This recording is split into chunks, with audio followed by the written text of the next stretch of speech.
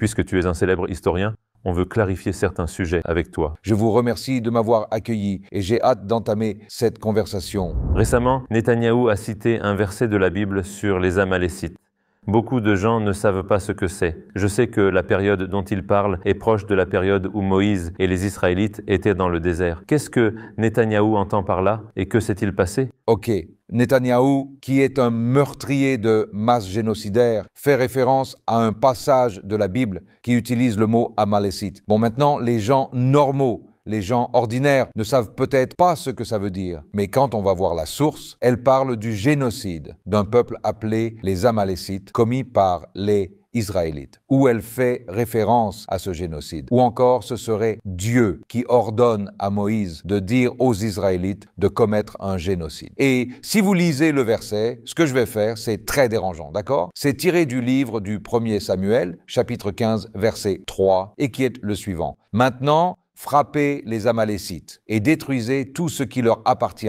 Ne les épargnez pas. Mettez à mort hommes et femmes, enfants et nourrissons, bétail et moutons, chameaux et ânes. Ce n'est donc pas seulement un génocide d'êtres humains, non seulement un génocide d'hommes et de femmes, mais aussi d'enfants. Et non seulement des enfants, mais même des nourrissons, des bébés dans les berceaux. Même eux ne sont pas épargnés. Même les animaux qui appartiennent aux Amalécites doivent être détruits. Donc c'est une référence génocidaire venant du texte biblique que Netanyahou a mentionné de son propre chef en toute connaissance de cause. Il sait ce qu'il veut dire, donc il essaye de dire au monde, nous allons commettre un génocide à Gaza. Et c'est exactement ce que Netanyahou et ses acolytes ont fait et font en ce moment même. Ils bombardent les hôpitaux. Ils bombardent des écoles et des universités. Ils bombardent des zones civiles densément peuplées, sachant très bien que dans ces bâtiments, la moitié des personnes sont des enfants. Parce que la moitié de la population de Gaza est constituée d'enfants. Et on sort des enfants des décombres. On peut voir des enfants dont la tête a disparu avec des membres manquants. Vous savez, c'est très troublant quand on regarde ces images. Des enfants avec des tonnes de béton et des blocs et de briques sur eux. Et les gens doivent retirer ces blocs pour récupérer les corps déchiquetés, les corps démembrés de nourrissons et d'enfants. En fait, c'est un génocide d'échelle biblique. C'est pourquoi il est très important pour l'humanité de prendre ces valeurs morales de Dieu, surtout, vous savez, quand ces écritures doivent être dont l'authenticité doit être vérifiée. Nous ne croyons pas, je ne crois pas, en tant que musulman, je ne crois pas que Dieu aurait révélé l'ordre de commettre un génocide. Parce que dans l'islam, dans le Coran, on nous dit « vous ne pouvez pas commettre un génocide, c'est un crime ». Vous tuez un être humain innocent. C'est comme si vous aviez tué toute l'humanité. C'est pour ça que nous sommes fiers d'être musulmans. Je suis fier d'être musulman parce que le Coran ne me laissera jamais commettre un génocide. Je ne pourrai jamais utiliser le Coran pour commettre des atrocités, tuer des femmes et des enfants. Et si on se tourne vers le prophète Mohammed sallallahu alayhi wa sallam, ses enseignements nous disent spécifiquement que même en temps de guerre, vous, les musulmans, quand vous allez à la guerre, même pendant la guerre, vous ne pouvez pas viser les femmes et les enfants. C'est ça l'islam. C'est pour ça que je suis musulman. Je suis fier d'être musulman, parce que mon livre, la Sainte Écriture, nous savons avec certitude qu'elle vient bien d'Allah, du Créateur des cieux et de la terre, et n'a pas d'élément humain en elle. D'accord ? Parce que le génocide est un sentiment humain. Le génocide est une chose humaine.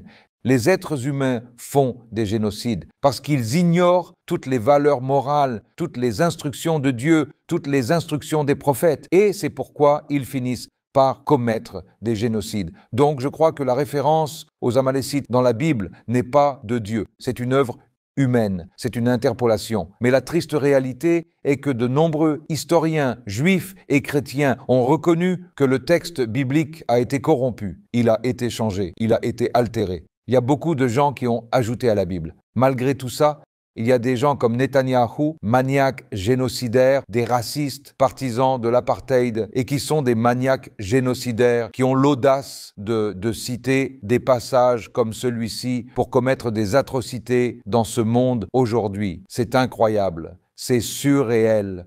Comment est-ce que les gens peuvent tolérer ça ?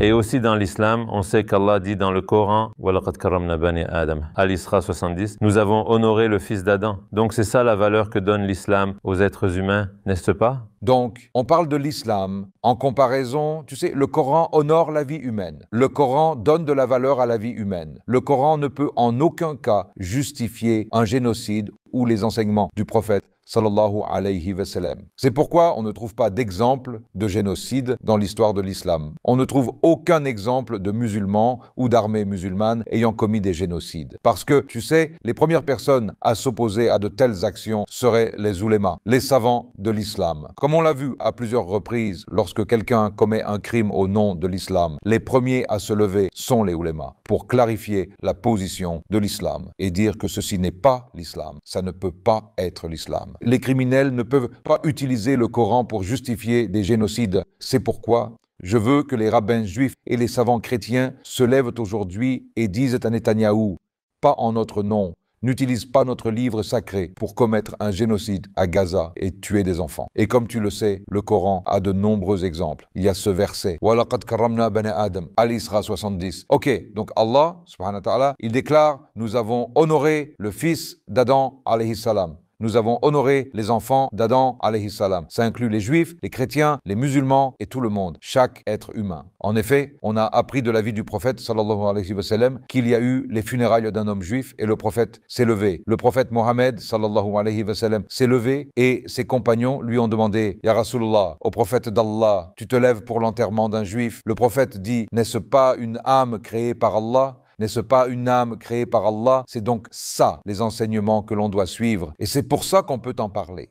On peut parler de l'histoire de l'islam avec les Juifs. Et aussi sur ce que tu as dit sur Netanyahou. Est-ce qu'il est au moins religieux? Bonne question. Est-ce que Netanyahou est une personne religieuse ou sinon qu'en est-il du gouvernement israélien? Le gouvernement qui a le pouvoir en Israël, est-ce qu'ils sont religieux? Absolument pas.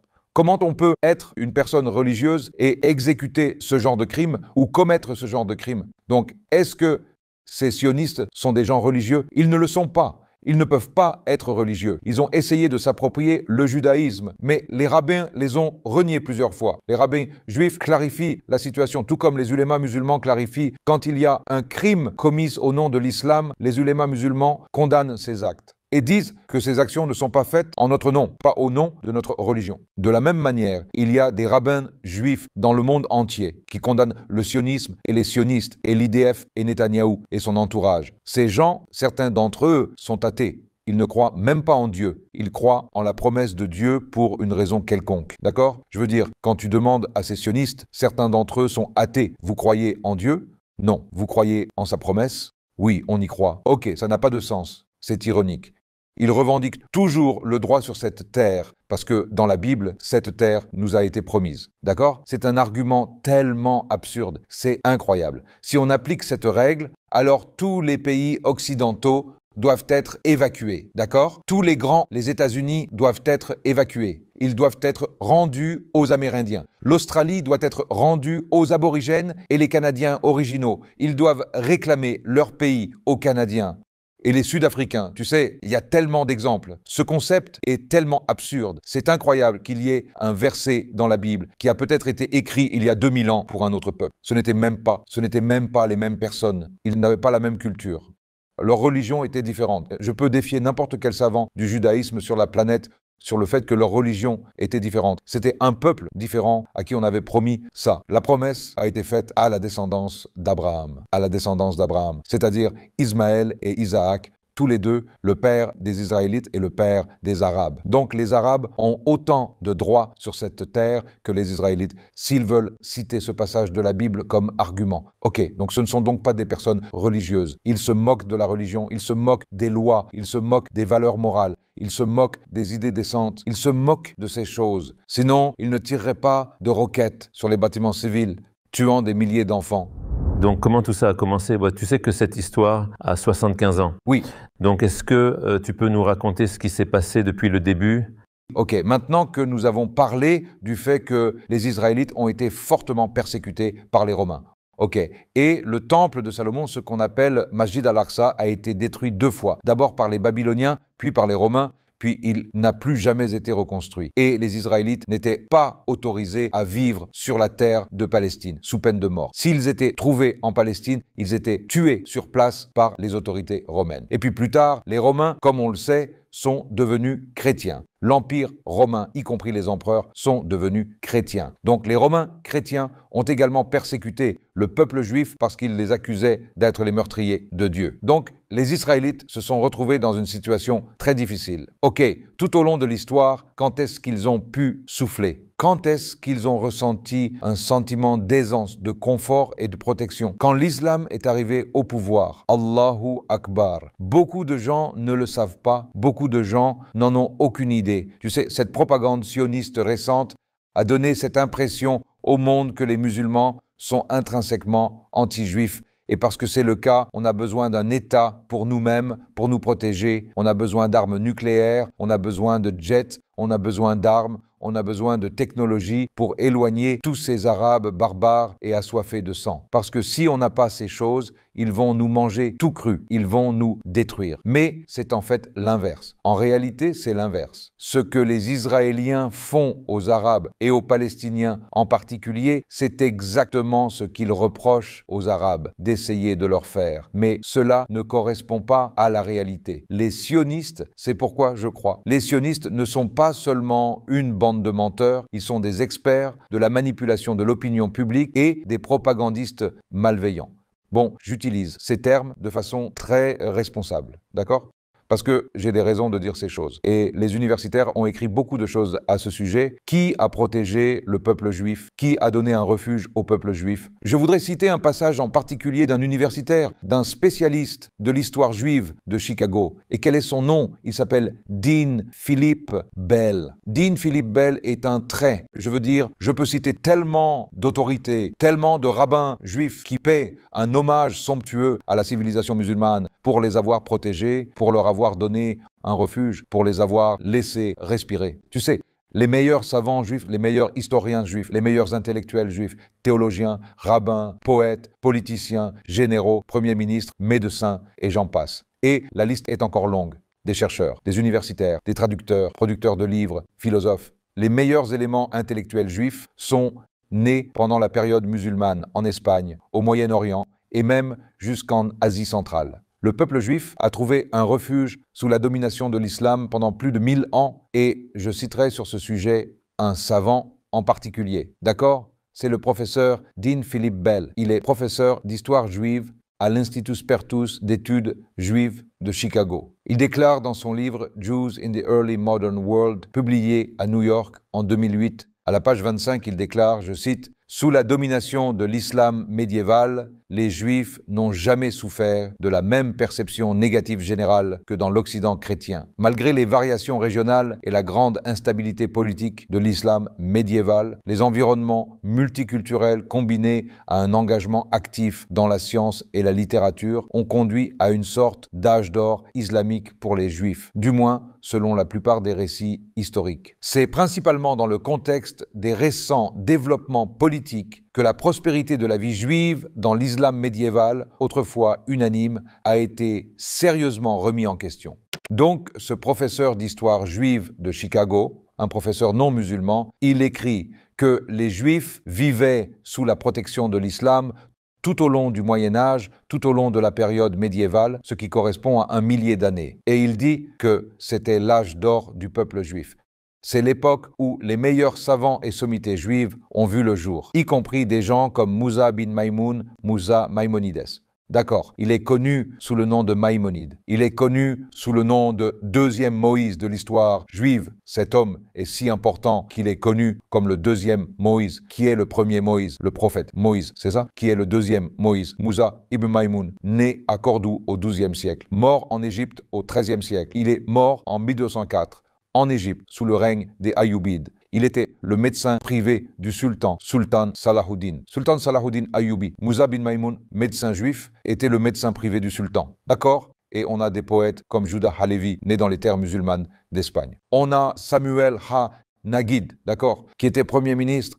Hasdai ibn Shaprut, le premier ministre du plus puissant roi musulman, le plus puissant de l'histoire de l'Europe occidentale. Abdul Rahman III, le calife Omeyyade, qui régnait depuis Cordoue, de la ville de Cordoue, en Espagne. Son premier ministre était un juif appelé Asdai ibn Shaprut. Est-ce que ces personnes ont l'air d'avoir été opprimées, persécutées, exploitées, marginalisées? Absolument pas. Donc les sionistes sont des menteurs. Ils mentent au monde entier. Donc si les musulmans avaient cette politique anti-juive, comme le disent les sionistes, si les Arabes voulaient commettre un génocide contre le peuple juif, ils auraient pu le faire quand ils avaient les armées les plus puissantes du monde. Les Ayyoubides auraient pu le faire.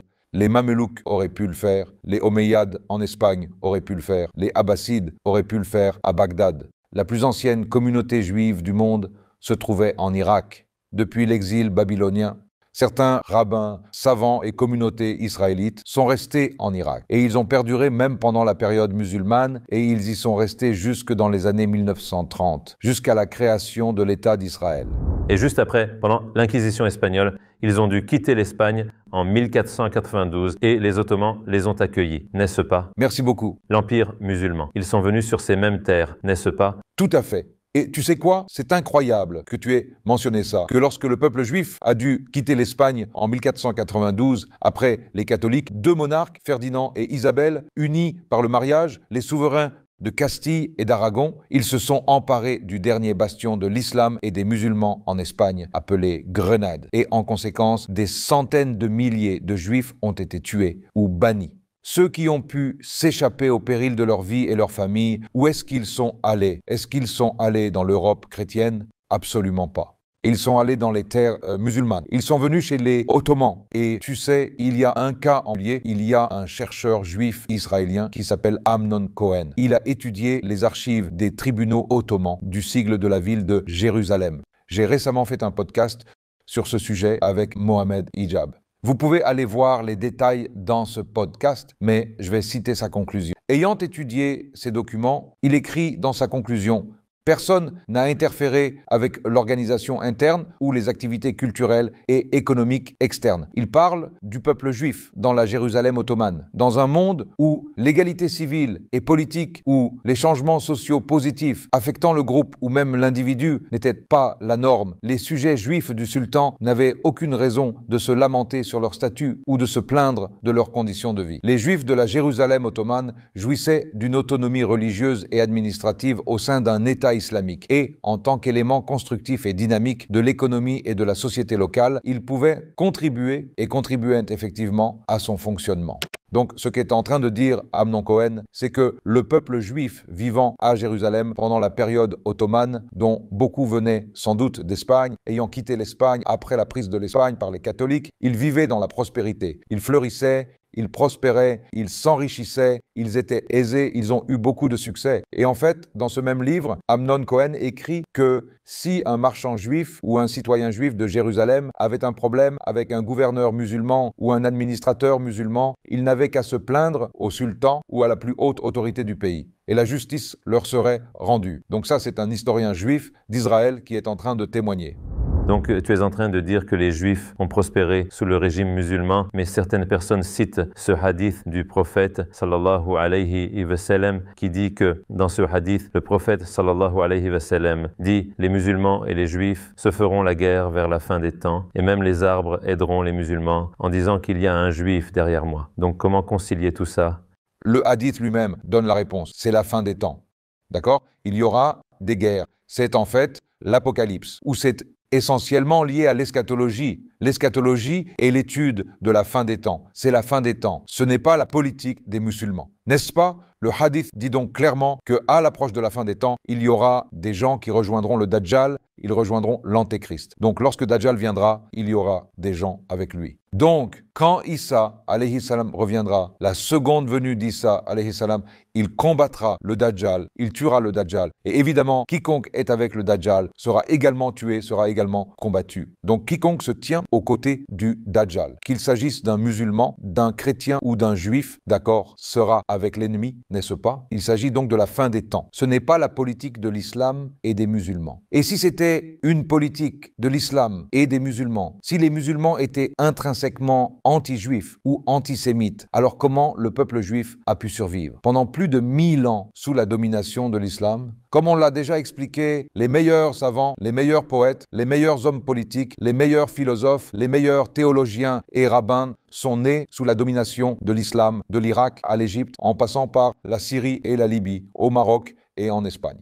Comment est-ce que ces communautés juives ont pu survivre si longtemps si les musulmans avaient la même compréhension de ce hadith que certains propagandistes sionistes? Je veux dire, évidemment, les propagandistes sionistes qui utilisent ce hadith pour affirmer que les musulmans sont intrinsèquement anti-juifs. Si cette propagande est vraie, si cette compréhension est vraie, ma question est de savoir comment 90% du peuple juif a pu pendant 1000 ans survivre avec les musulmans, surtout quand les musulmans étaient au sommet de leur puissance. Les Ottomans avec leurs armées, tu sais, les Ottomans gouvernaient depuis l'Europe jusqu'au Moyen-Orient en passant par l'Afrique du Nord. C'était l'un des plus grands empires de l'histoire de l'humanité. Les Ottomans étaient un monstre, militairement parlant, n'est-ce pas? Ils avaient juste à souffler et le peuple juif aurait disparu des horizons. Mais ils ont gardé le peuple juif sous leur protection, comme on l'a déjà vu à Jérusalem, à Thessalonique et à Constantinople. Il y avait des quartiers juifs florissants et le peuple juif y a trouvé refuge. Je veux dire, j'ai tellement... Par exemple, laisse-moi te lire une citation à ce sujet. Comment, je veux dire, l'Empire ottoman, si on utilise l'Empire ottoman comme l'exemple représentatif de la puissance musulmane, les Ottomans étaient très orthodoxes. Ils étaient musulmans sunnites. Ils suivaient les sunnites. Ils avaient lu ces hadiths. Les savants ottomans connaissaient ces hadiths. Les sultans ottomans étaient très religieux. On connaît tellement de sultans qui étaient très, très religieux. C'étaient des intellectuels. Ils étudiaient. S'ils avaient cette compréhension sioniste de ce hadith, alors pourquoi on a ces rabbins? Par exemple, le rabbin Yitzhak Sarfati écrit en 1420. 1420, la période ottomane. D'accord? Vos cris en s'adressant à ses frères allemands, juifs allemands vivant en Allemagne à l'époque. Vos cris et vos lamentations sont parvenus jusqu'à nous et nous avons été informés de toutes les peines et de toutes les persécutions que vous subissez en terre allemande. Écoutez mes frères. C'est un rabbin qui écrit à ses frères et sœurs juifs d'Allemagne. Et il écrit depuis les territoires ottomans. Il leur dit « Écoutez mes frères, si vous étiez au courant de ne serait-ce que le 10e de ce dont Dieu nous a octroyé dans ce pays, vous ne tiendriez plus compte des difficultés. Vous partiriez immédiatement pour nous rejoindre. Ici, le juif n'est pas obligé de porter un chapeau jaune en signe de honte. Vous serez libérés de vos ennemis. Ici, vous trouverez la paix dans les territoires ottomans. » Ensuite, on a tellement d'autres citations de rabbins et d'historiens juifs. J'en ai une série. Si ce hadith aurait été compris par les Ottomans comme les sionistes le comprennent aujourd'hui, il n'y aurait pas de peuple juif dans l'Empire ottoman. Mais il y en avait. On sait combien il y en avait et comment ils ont prospéré, comme on l'a déjà dit.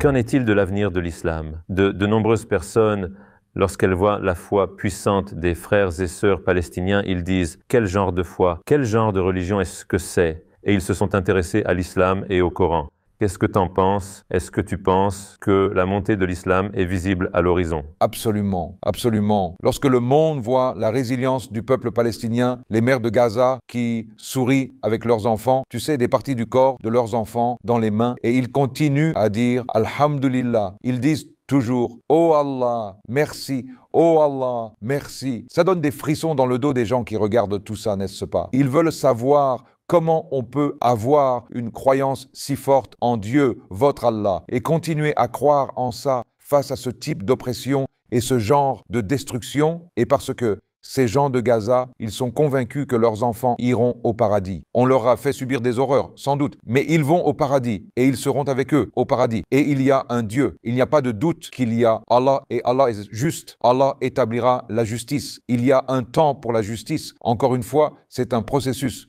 La justice d'Allah est un processus, d'accord? Parfois, elle est instantanée. Parfois, elle vient avec un certain retard. Mais elle viendra, comme le dit le Coran, Nasrun minallah wa fathun qarib. La victoire d'Allah, l'aide d'Allah est très très proche. Donc les habitants de Gaza ont ce niveau de foi, ce niveau d'iman qui encouragent et qui inspirent le monde entier à lire le Coran, parce qu'ils lisent le Coran. Le Coran leur donne la force, et c'est pour ça que les gens sont intrigués. Ils sont curieux. Qu'est-ce qui se trouve dans le Coran qui peut rendre un esprit humain si fort et si patient face à une telle barbarie, où un père regarde son enfant, sa fille, il lui embrasse le visage alors qu'elle est immobile, elle est sans vie, elle est décédée, et il est toujours en train de sourire et de dire « c'est la volonté d'Allah, c'est la volonté de mon Dieu, c'est lui qui m'a donné cet enfant en cadeau, c'est lui qui me l'a repris, et il remplacera mon enfant avec un plus grand cadeau pour moi, Inch'Allah ». Donc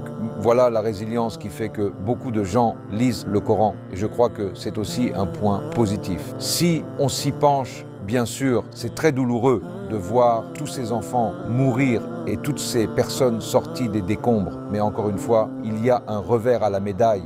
Le monde se réveille, non seulement au sort du peuple palestinien et à la façon dont il est traité par le monde, par la communauté internationale civilisée, mais aussi à la force de leur foi grâce à l'islam et au Coran. Donc frère Adnan, merci de nous avoir fait partager tes connaissances profondes et ta vision. On en a beaucoup profité. Qu'Allah te préserve mon frère. Merci beaucoup.